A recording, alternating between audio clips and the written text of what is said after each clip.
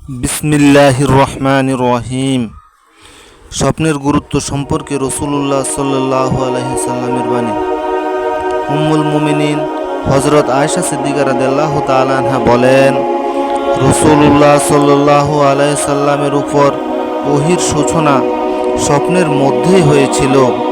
সুতরাং তিনি যা কিছু রাত্রে স্বপ্ন দেখতেন তা দিবসে উজ্জ্বল প্রভাতের মতো বাস্তবায়িত হতো।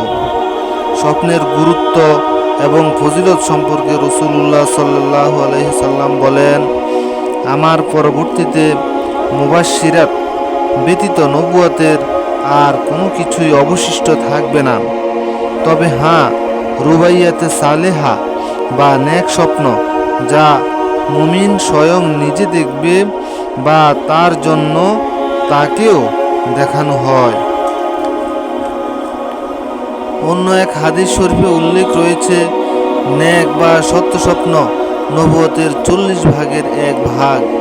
কেননা ওহী জামানা মোট 23 বছর ছিল, আর তার প্রারম্ভ প্রথম 6 মাস স্বপ্নের মধ্যেই আরম্ভ হয়েছিল। স্বপ্ন সম্পর্কে রাসূলুল্লাহ সাল্লাল্লাহু আলাইহি সাল্লাম বলেন, যে রুবাইয়াতে সালেহা বা নেক স্বপ্ন বিশ্বাস রাখে না, সে মহান আল্লাহ ও পরকালের প্রতিও বিশ্বাস রাখে না।